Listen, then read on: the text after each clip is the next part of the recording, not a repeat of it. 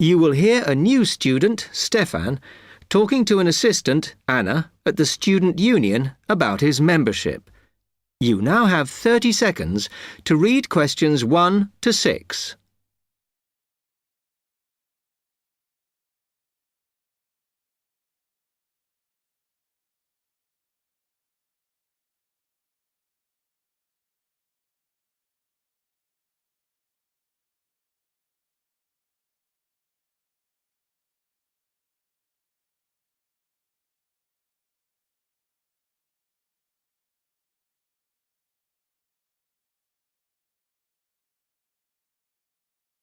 Hi, can I help you?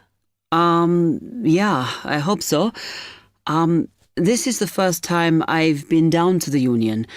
I'm a new international student, and I just wondered what to do. Oh, right. Well, normally we ask international students to fill out this form, and we put your details on the wall by reception. Then other students can contact you. It's a way for everybody to get to know each other. It can be a bit lonely otherwise. Oh, I see. What's your name? I'm Anna, by the way. It's Stefan Unger. OK, well, just write that there next to name and then fill in the rest. Right. What does it mean, degree program? Oh, just if you are an undergraduate or a postgraduate. Or maybe you're just here for a short course? I'm a postgraduate. Do I need to say what in? Not really. It's too much detail. But you should put your department so people who have the same interests or problems as you can get in touch. So I'm studying marine construction, so for department, do I put down the science faculty then? Just your actual department. That must be engineering, no? Oh, I see, yes. Then if you list what you like doing in your free time, not that we ever get any when we're studying, and maybe you can meet up with someone socially or to join a club or something. Well, I like lots of things. Shall I just list them? My advice is to just put 1 or 2, like football and films or whatever. Otherwise, you'll get so many invitations, you won't get any time to work. Okay. I think I'll just list computer games, as that's my big interest. Oh. I haven't played football for ages. I may start to play once I get settled. Now, let's see. Next thing is languages. Yes, we find many of the international students get a bit tired of speaking English all the time. Sometimes they like to speak to someone in their own language. It's up to you. That is a good idea. I presume I don't need to put English down. Oh, no. I put Italian and French. I can only speak German, my mother tongue. OK, well, that's fine. Just put that. What does accommodation mean? Is that my address? We're trying to find similarities between people, and some people live in hall, some are in flats, some are in bedsits. So it helps if you say. I'm in hall, though I'd like to be in a flat, but that won't happen till the end of the first term. Put where you are now. You can always change it later. Then finally, just put your phone number. I haven't really got one. I haven't sorted out a mobile yet. Well, it's going to be difficult for people to contact you then, isn't it? Why don't you put the union one and we'll take messages for you? Okay. It's 02950 659 003. Have you got that? Yes. OK then. You now have 30 seconds to read questions 7 to 10.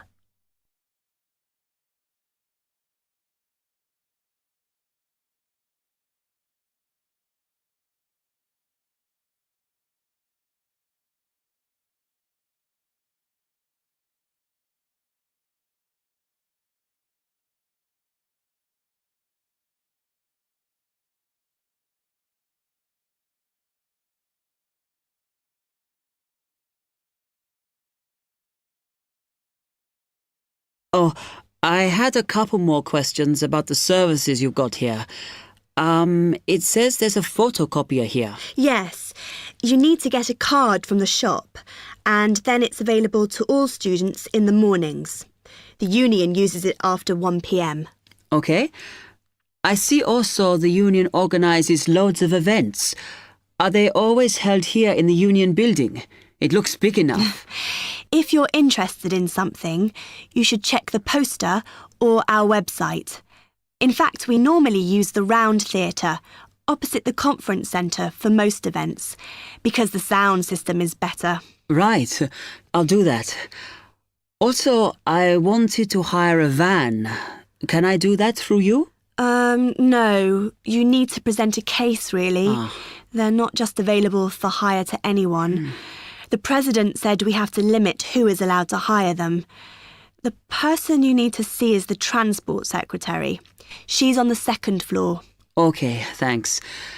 The other thing is, are all the discounts we get with our union card listed on the back of the card? I thought there might be more. No, that's it, I'm afraid. Mainly books, clothes and music. Though we are currently negotiating to get one on newspapers, so that should be valid from next term. Okay, thanks a lot for your help.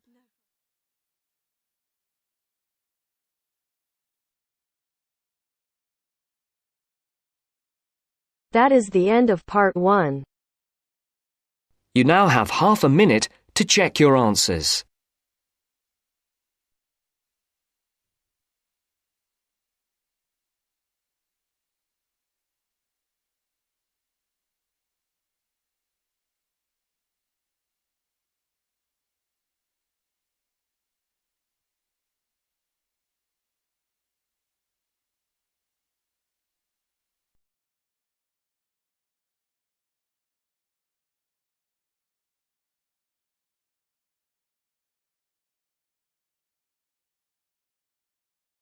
Now turns to part 2.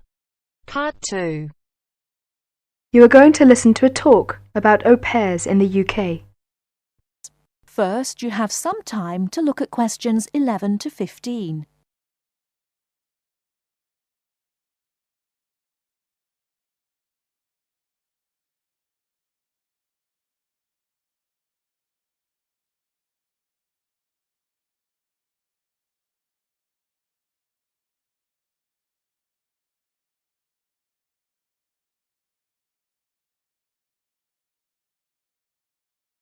Now, listen carefully and answer questions 11 to 15. What is an au pair? An au pair is a single girl without any dependents who comes to the UK to learn English and to live as part of an English-speaking family. She is not a domestic servant, but may help in the house for up to 5 hours a day for pocket money. Suitable tasks would be light housework and taking care of children. She should have 1 day each week completely free, and she should be free to attend language classes and religious services if she wishes. Pocket money should be between £15 and £20 per week, and she should have her own room. Before she arrives, she should have as much information as possible about the home she is going to and what she will be expected to do. She will find it helpful to have a letter from her hostess explaining the arrangements to show the immigration officer when she arrives.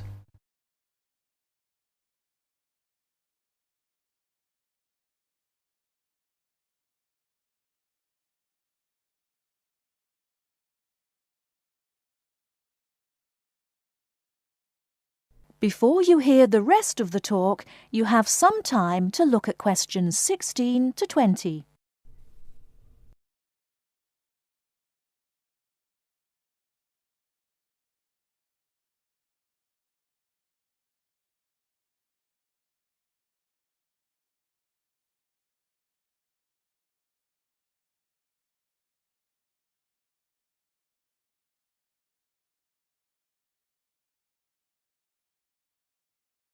Now listen and answer questions 16 to 20. An au pair must be a single girl aged at least 17 and no older than 27 when she first becomes an au pair. She must be a national of a Western European country, which includes Malta, Cyprus, and Turkey. The longest a girl may stay in the UK as an au pair is 2 years. A girl who has been in the UK before as an au pair will be allowed to come to the UK again as an au pair only if the total period is not more than 2 years. An au pair is not allowed to take a job in this country. The light household duties which are part of the au pair arrangement are not regarded as employment. An au pair who is a national of a country which is not in the Commonwealth or European Community, EC, and who is admitted for longer than 6 months will normally have to register with the police. This will be shown in her passport.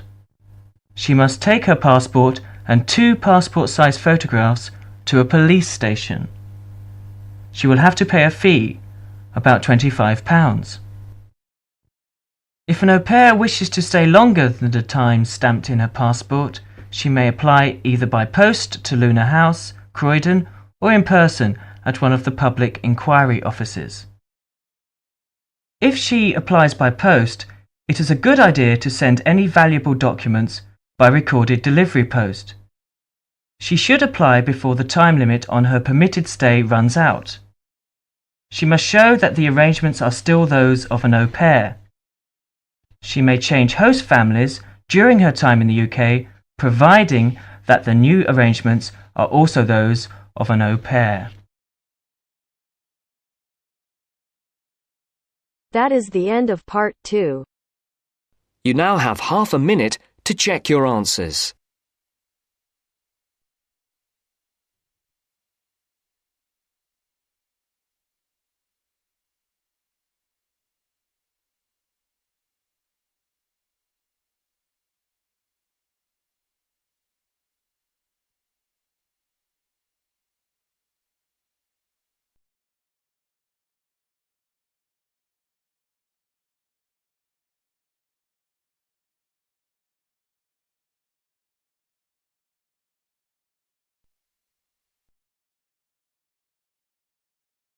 Now turns to part 3.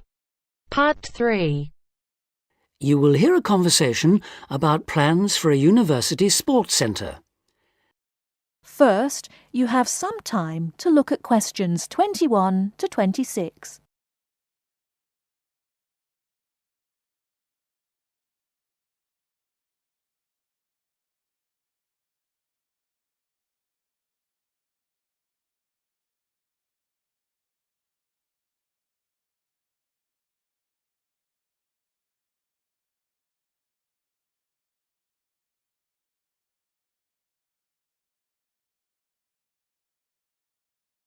Now listen carefully and answer questions 21 to 26. Before we go on to look at specific sports, let's think for a moment about the non-sports facilities we really need here. Things like better changing rooms and showers. Yes. If this really is going to be a state-of-the-art building, it'll need to have high-tech amenities, but also places for people to chill out after all the exercise they've been doing. Somewhere they can meet up for a drink or whatever afterwards is essential in a place like this. But what else? How about a sauna? Those who use them say it's the perfect way to relax after you've trained. The trouble is, though, that there's a debate going on about how safe they are. Some say it's risky to be exposed to all that heat before or after strenuous exercise, which of course is exactly when people in sports centres want to use them. There have also been problems with people overusing them to sweat off weight. So, to avoid any possible dangers, I don't think I'd include them on my list. Talking of dangers, I wonder whether we ought to have some sort of facility where minor injuries like cuts and bruises and sprains can be treated. Maybe. It would seem to make sense with all the mishaps that are bound to occur when you have so many people running and jumping about and so on. Ah, hold on though. Isn't the new medical centre going to be built right opposite? Yes, it is. It should be finished by the end of next year. Then there's no point, is there? Anyone who gets hurt can go over there, where there'll be much better treatment than anything we could offer on site. Yes, I can see that. What we should provide, though, is a facility with full-time physiotherapists for everybody on the campus, that is. As well as treating people, they could work on prevention of things like muscle tears and strains. Right.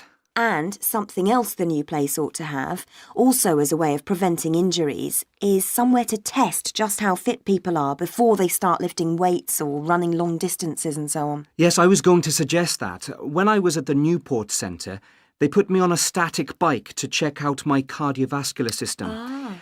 Then they worked out how much body fat I had. All of it valuable information telling you exactly what shape you're in. Another thing I've heard some universities do, especially some of the newer ones, is provide rooms and equipment for lectures to take place actually inside their sports centres. How do you feel about that? Well, as it happens, I've got first-hand experience of that too. We used to have some of our sports science lectures right next to the main sports hall, and I think it made what we were hearing about seem much more relevant to the real world. So in that respect, I definitely think it's a good idea, yes. I can see that, though my own feeling is that we need to have more concrete reasons. The problem is that we won't have unlimited space, and somehow I don't think providing more lecture halls is going to be one of our priorities. So I'd be against that one, I'm afraid. Anything else? Well, just that I agree about the need to have a place where people can go for a chat and maybe have a coffee or a bite to eat together. That was something I always thought was one of the strong points of the centre in London. It was a great place to find out about new activities from the people who actually did them.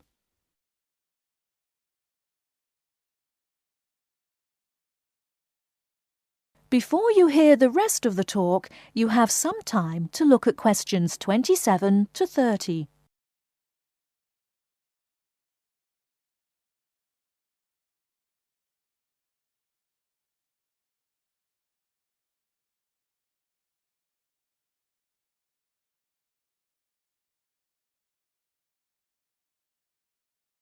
Now listen and answer questions 27 to 30. So what about the main sports facilities themselves? What do we need? Well, we don't need a rugby pitch because there's already one on the campus. The same's true of table tennis, really. Most of the halls of residence for students have their own tables, so there's no point in using precious space here for any more. Agreed. Something none of them have, though, is any sort of pool. A lot of students have complained about this, saying they have to take a bus downtown if they want to go for a swim. Yes, that's definitely one for this place. Perhaps a jacuzzi too. That would be nice, wouldn't it? It would. Perhaps next to the squash courts, just down there to the right. They are very popular, by the way. I think we should have a couple more here, don't you? Absolutely. And another sport that's been growing in popularity is volleyball, especially since we did so well at the last Olympics. Don't you mean basketball? Yes, I do, sorry. Anyway, the point is that there is a court in the old gym next to the Students' Union building, but it always seems to be fully booked up, even though it's not very good. And there's nowhere else on campus to play. OK, let's have one of those too. How much space have we got left, by the way? That is the end of part 3. You now have half a minute to check your answers.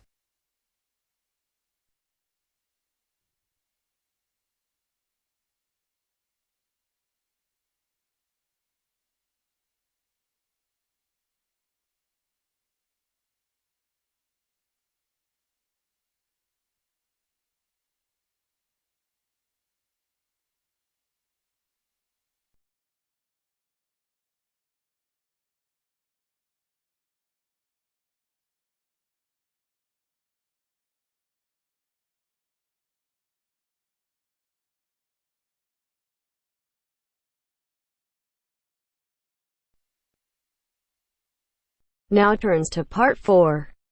Part 4. You will hear a lecturer talking about the importance of laughter. First, you have some time to look at questions 31 to 40 on page 131.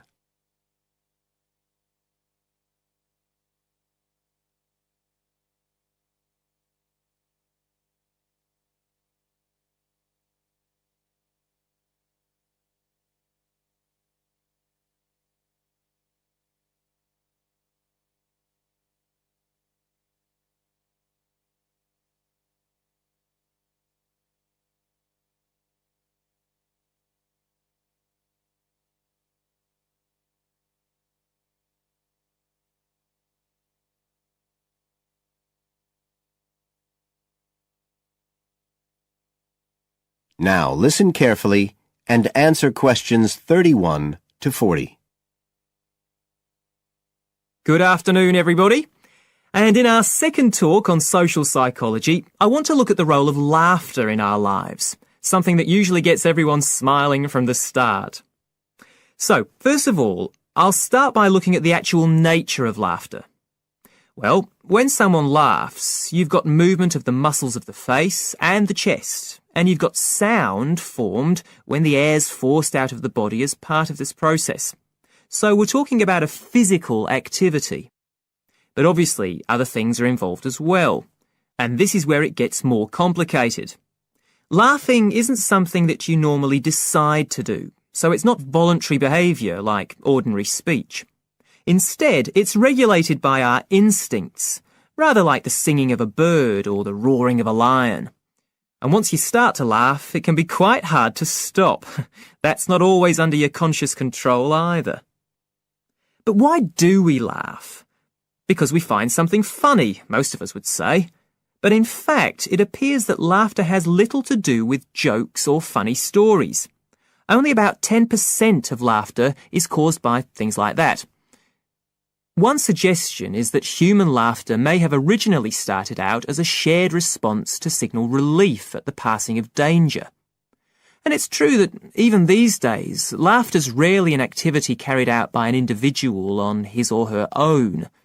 In fact, people are 30 times more likely to laugh when they're with other people than when they're completely alone. Laughter still seems to be a kind of social signal. It occurs when people are in a group and they're comfortable with one another. And it seems likely that laughter can result in the creation of bonds between the people in the group. And it's precisely because of this social aspect of laughter that people like public speakers and politicians often try to get their audience to laugh. It encourages their listeners to trust them and to connect with them. But this kind of thing, controlling the laughter of a group that is, indicates that there's a link between laughter and power. And this is supported by several studies that indicate that bosses use humour more than their employees. And research has also shown that female listeners are likely to laugh much more if the speaker is male. So it appears that there are gender issues associated with how much we laugh. I should also point out that laughter can be used as a negative signal as well as a positive one. I think we've all probably seen evidence of a group using laughter to exclude someone, to emphasise that they are not accepted. So it's not always a positive type of behaviour either. So what all this goes to show is that laughter is a very, very complex issue.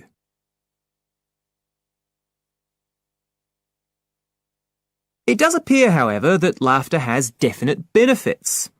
If we look first at the psychological aspects, we know that people often tend to store negative emotions such as anger, sadness and fear, rather than expressing them. And it seems that laughter provides a harmless way for the release of these emotions. But there are also clear physical effects that have been monitored too. For example, laughter is good aerobic exercise. It speeds up heart rate and respiration and raises blood pressure. One researcher suggests that 100 laughs a day is the equivalent of 10 minutes jogging. Laughter also helps prevent the stress that so many people suffer from today, which results from the faster pace of life and all that goes with it. It does this by reducing the levels of hormones in the blood which are caused by stress. And in addition, it is known to increase the levels of chemicals that protect the body from infection or pain, and so it helps to boost the immune system. One interesting study showed that people who had had surgical operations asked for fewer painkillers if they'd been viewing comic films. In fact, research has even shown that the quality of dreams can be positively affected by laughter. A good laugh 10 minutes before going to sleep can prevent you from having bad dreams and give a much more pleasant and restorative night's sleep. So there's now little argument that finding things funny and enjoying a good laugh is extremely beneficial to us all. What we need to consider now are the ways in which laughter can be used as a treatment for people who... That is the end of part 4. You now have half a minute to check your answers.